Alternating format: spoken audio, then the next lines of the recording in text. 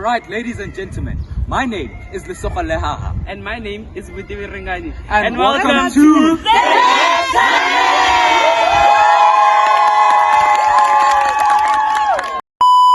Piano. Why is that? Why don't we actually explore? Is it because Amapiano is a communal genre that we play because we all think that we will relate to it or we will like it? Or is it just always that one person who's gonna start connecting to the speakers and say, Amapiano, when I play Lima Crazy, what's going on there? I think it's a communal. It's a communal thing. Yeah, it's a communal thing. Is that music you listen when you're with people? Yeah. Sure. I mean, I wouldn't say. Okay, I feel like it could be both. Because as much as it is a communal thing, we could all just decide we don't want to listen to piano today. Yeah. Let's find something different to listen to. Sure. Something more interesting. And yeah, that's pretty much it. To be And honest. no one actually speaks up in most cases when Amapiano plays, né? No one actually goes to the person who's connecting, like, hey dude, can you switch it up to a bit of R&B perhaps? Let's play some R&B. Even though I know R&B in South Africa is like, it's big. It's big, yeah. The Sunday Love Movement, né? By Metro FM. And it's big, man. It's beautiful also. It's become our thing. It's become authentic to Metro FM. But now what we see, that's what I wanted to point out, né? What we see is that Metro FM started the Sunday Love Movement with Eddie Zondi and all of that, né? And then suddenly we have now Bo YFM, Kaya FM, who are suddenly joining in on the love movement. So are we saying now they are following the trends because they get more listeners, but are they still being authentic to themselves? Why can't they play jazz on their radio station and we'll have people? So you see now it's becoming oppressive to the listeners in a way. I'm not saying they're oppressive, né? But it becomes a bit oppressive because now you would love to listen to jazz and now everybody is playing R&B. And that's the only, let's say, okay, let's do this scenario. You live in a rural area. né? As you live in that rural area, the only thing media that you have access to is radio. Yeah. Now, you love jazz and you want to listen to jazz on Sundays. You go, you switch it on. In most years, the stations would actually play jazz, and I know Metro FM plays jazz later at 6 or something like that. At a certain time. Yeah, but now it's during the day. You want to cook and you're a jazz person. You try to find radio stations, but you can't, right? And the only thing that's actually playing is the love movement everywhere. Now it becomes a bit oppressive to you because now they've all shifted. Even that radio station that you used to love as they were themselves, they shifted to the love movement only because they realized that they have listeners. So you chose the popular way out. It's like it's the popular way out in a sense where it's what is interesting at the time. Remember, to get more viewers or listeners rather, it's a matter of, okay, what are people interested in right now? Sure, interest, yeah. Majority also, and Yeah. democracy. Exactly. So if we find out, for example, if the majority of people in South Africa, to be specific, are listening to Amapiano, then that's what you'll probably find on radio stations in most situations. Yeah. But then I wouldn't say it's based on how people's interests, because we're not all interested in the same things. Yeah. But then I feel like if they all had different categories of music, it would make it much better, because one could focus on that. If I want to listen to that, I could listen to that. And if another radio station is offering something different, that's what I could listen to on the day. So it just depends on what's booming at the time, which makes It shows popularity, yeah. What's popular at the time. Yeah. We go with it. But now Metro has been doing it for like years, bruh. I mean, I grew up myself. Yeah, and I'm an old chap, yo. I'm joking, I'm that young. I grew up myself. Metro FM used to play at home. Every Sunday I knew, boy, I'm not going to watch cartoons because they are going to play Metro FM. Gogo will be cooking in the kitchen, cooking up a storm that I would only eat at like 8 at night because then they put it away. Yeah. And you just have to sit there. And in my home, you aren't allowed to go out on Sundays. Like, you are not allowed to go play at the streets on Sundays. You go to church, you come back home. It's Metro FM, it's family time, no one leaves. It's that bonding time. Yeah, it's that bonding time. And you know what, ne? It's those moments where I embrace. It's the moments that I embrace, and I feel like these are the traditions I should pass down to my kids, my families also. If I'm gonna have kids, hey, we don't know. Hey, Not you see, when we talk about kids, that's a very scary topic for another day. Bruh, kids are a lot, yo, bruh. I see the idea of kids, yo. But you know, like, you pass it down to your family. I saw there's a word for it actually. They said it's kin keeping. Yeah, kin keeping or kin passing, something like that. Will show it up, where you pass down traditions that you got from your family, or heirlooms, or family heirlooms that you got, and you pass it down to the next generation and the next generation. So that's the thing that I feel like we should maintain. But me, I still stand on my opinion when I say other radio stations following the love movement are not being authentic to themselves. They are trying to be authentic to the country, but sometimes it's all about being authentic to yourself. Because now, you see now, with the fashion of drip, how many people wear drip because it's just seen as nice, but it's not actually something that you want to wear. You know, if you are a formal guy, wear your formal clothes every day. There's no need for you to look like all of us. You know, I know it looks cool. It looks cool and it's loved by people, but also being different is also cool, guys. Yo, I feel like that's the problem. People fail to understand that when they fail to understand that being different, they believe that being different is wrong, basically. And which isn't necessarily the case. I feel like the more different you are, the more you embrace the person you are. Yeah. And which is one thing that makes a person the person they are. Just being different. Like, just being different and them being themselves. Yeah. So yeah. The road less traveled, actually. If that's like the best way we can actually put it. Sometimes you have to choose the road less traveled. Yeah. Because the destination may be much more beautiful. Because the other one may be polluted by other things. So you go to the road less traveled and you find an oasis at the end of the day, and you live longer in that sense, you know. Now, my brother, let's move on to the topic of being a nerd and intelligence and all of that. Before we go there, let me ask you, my brother, are you a nerd? Would you consider yourself a nerd? At times, yes. At times, Yeah. Yeah. So, like, did you find it difficult to actually stay a nerd and be authentically a nerd? Someone who has an interest in academia, and you understand what I'm trying to say? Yeah, I do. Yeah. So did you have problems with being a nerd in that sense? No, not really. Because when you're dedicated to something, you will continuously do. And I feel like with regards to academia, it was one thing that I saw and I was like, okay, this is gonna benefit me in the future. Yeah. So the more I continue doing it, the more some comments about me being a nerd, it didn't even touch me at times. So I just continued being what I was, or what I still am. I think for me, a personal experience is that it was difficult being a nerd back in like my primary school days and when I got here, you know, because like people see you as a weirdo. Like, you're such a weird person when you're a nerd. You're holding a book and it's like weird. But I've managed to turn it around right now. Yeah. When you are a nerd, it's seen as, oh, cool. When you pick up a book you're reading in class, someone is gonna go to you like, oh my gosh, you're reading a book. What are you reading about? Yeah, and then they're gonna ask you. So it's all about just changing things again. Like, cause I had a struggle. It tore me down at some point. I was no longer a nerd. I didn't even care about academia itself. I was just there, dude. Life challenges. Of course. Yeah. I was living life the way life was supposed to be lived at that time, you know. But I think that's how I learned to be authentic. authentic also. To realize, oh, you know what? Maybe dancing to Amapiano on TikTok is not my thing, man.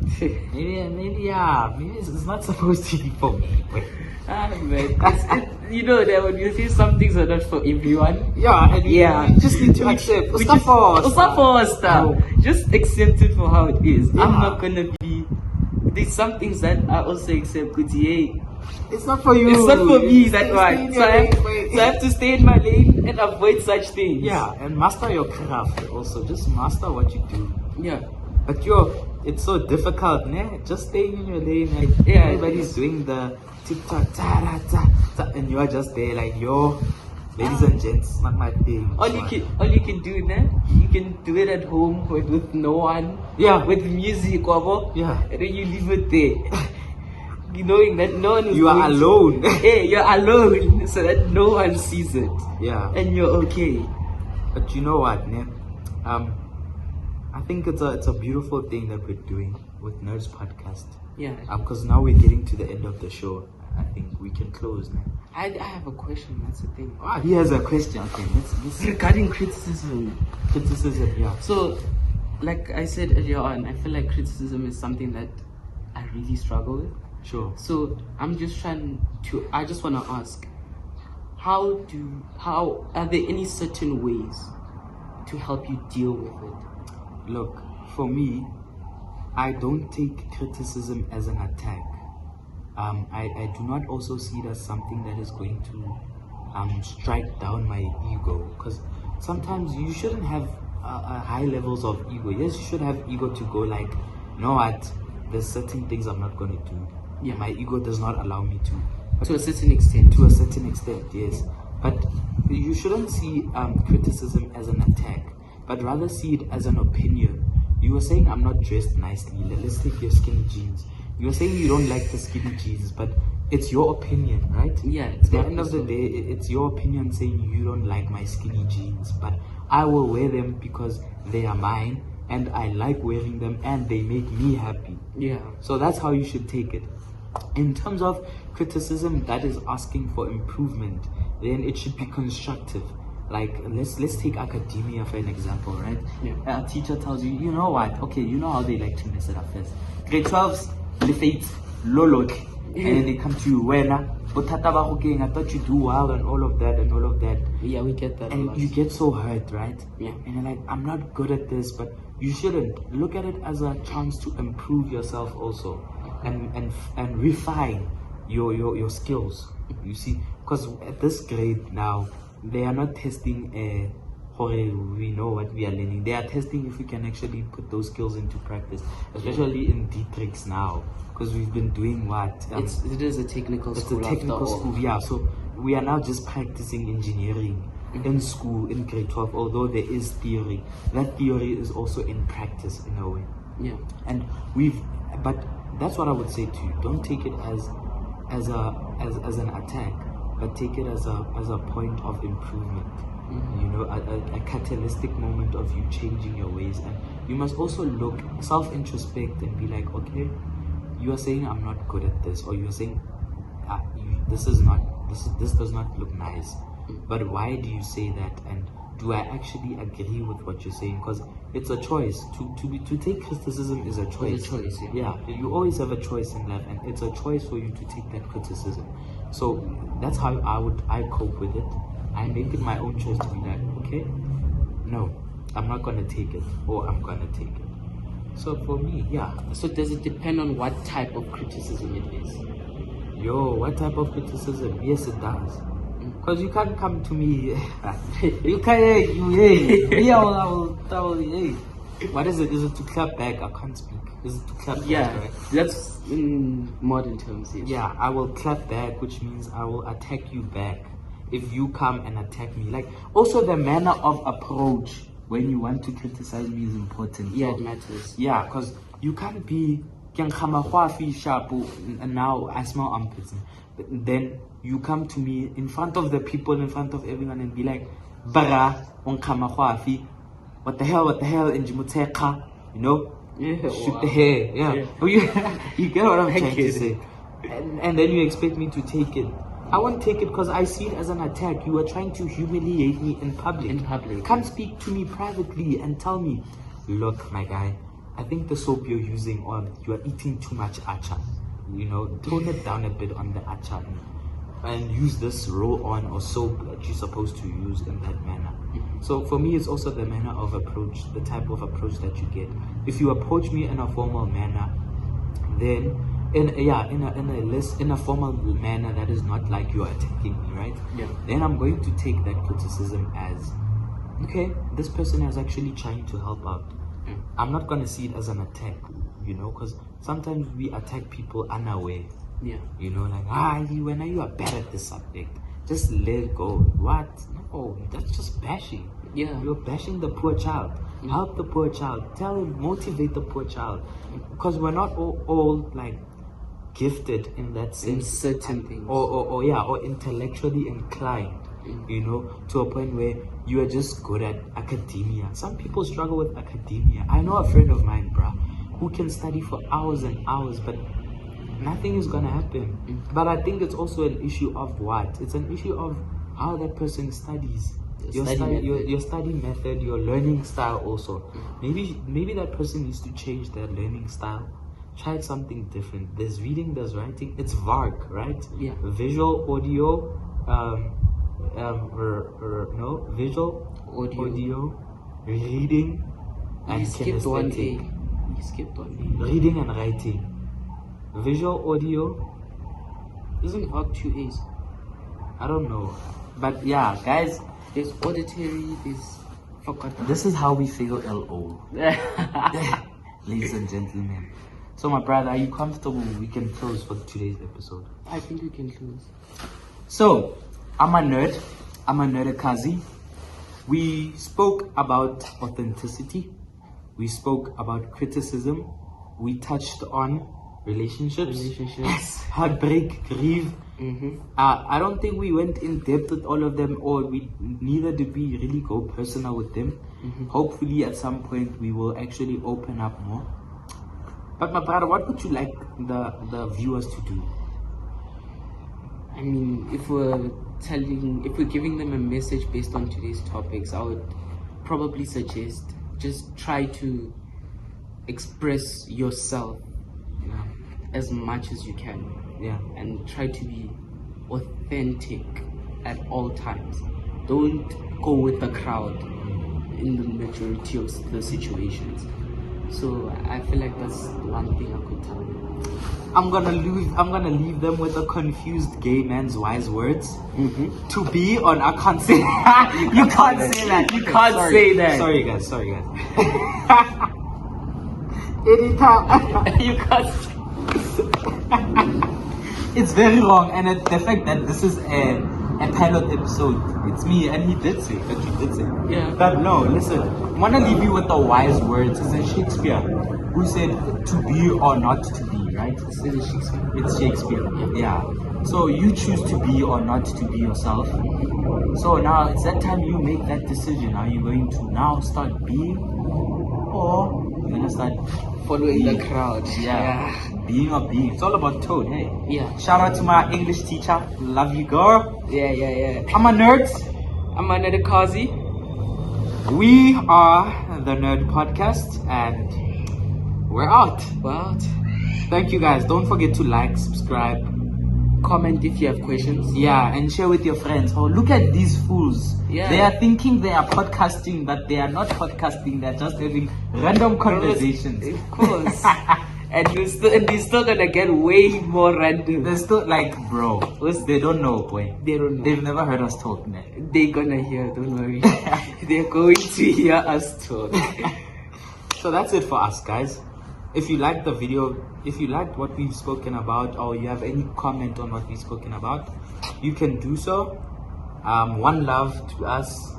In the words of a famous science teacher, we would like to say, cheers. Bob's your uncle. No, not that one. Cheers, ciao, totsies. Yeah. Oh, We're like, I think we can do that part again. in the famous words. Okay, let's make it sound professional now. Come closer, boy. Okay. So, in the famous words of a what? Okay, this sucks. In the words of a famous technical science teacher, we would like to say, cheers, ciao, tot ziens.